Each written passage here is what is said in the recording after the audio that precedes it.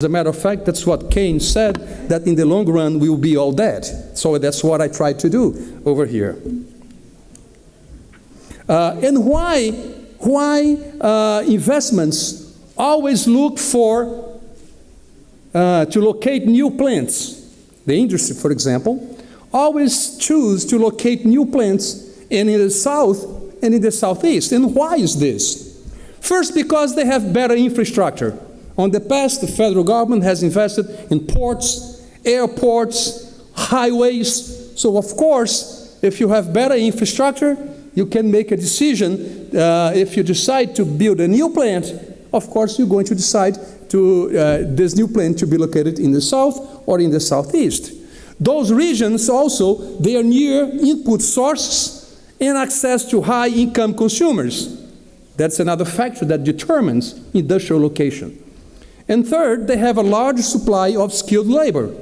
There is the difference of skilled labor in the north and the northeast as compared to the south and to the southeast. This chart says that private investment from the last 2 years of the total $650 billion of the private investment, only 7% goes to the Northeast. That tells you that we have to do additional policies for the North and the Northeast so that they can be able to receive those private investment. As a matter of fact, even from BNDES, which is the Brazilian Development Bank, the disbursement of the loans that this Brazilian bank does, only a small percentage goes to the Northeast. So even the distribution of the loans for the Federal Development Bank, there is a tendency to go to the South and to the Southeast. So fiscal policy is a tool for balancing regional inequalities. So that's showing that we have problems with Brazil is a centralized country. What I'm going to show now, totally different from what we have seen from Switzerland.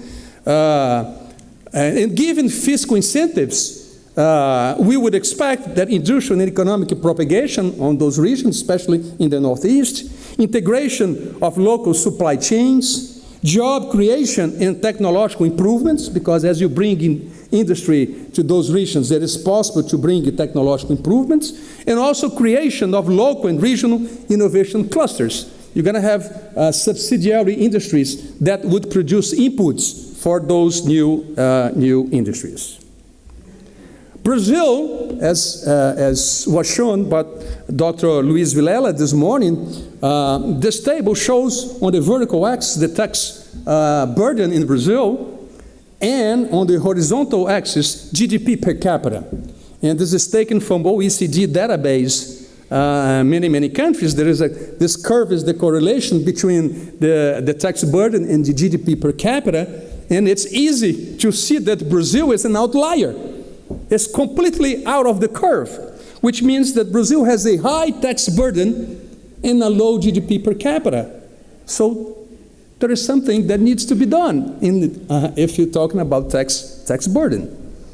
And also, as you see, from 1969 to 1993, even though there is cycles, ups and downs, but it goes from 24% in 1969 to 25% in 1993. So it's more or less stable, even though you have ups and downs. However, from 1993 to 2012, this burden, the tax burden, has risen from 25 to 36%. So Brazil is collecting a lot of money, and this amount of money is compatible with the efficiency on providing public service like health, education, security, and so on. That's we have to compare. So this is even though the tax burden is very high, 36 in the previous chart, 36.4, here's 36.39. It's just it's the same thing. However, Out of 36% of the tax burden, 69% belongs to the federal government, 25% from the state at the state level, and municipalities, the local government, only 5%. So this burden is well concentrated on the federal government. And I think there is a lack of measures taken by the federal government that could reduce regional inequalities among the regions that I have just shown previously. This chart, the blue line, the first year is 1988. That's when the new Constitution of Brazil was approved by Congress. The blue line talks about taxes, and the red line talks about contributions, which they have different bases in Brazil. So at the same time that the new Constitution made an obligation for the federal government to share income tax, which is a federal, it belongs to the federal, income tax is a federal belonging tax. And also industrialized product taxes also belongs to the federal government. So at the same time that the new Constitution told to the federal government 21.5% of your total revenue from income tax and from industrialized product tax, you have to share with the state governments.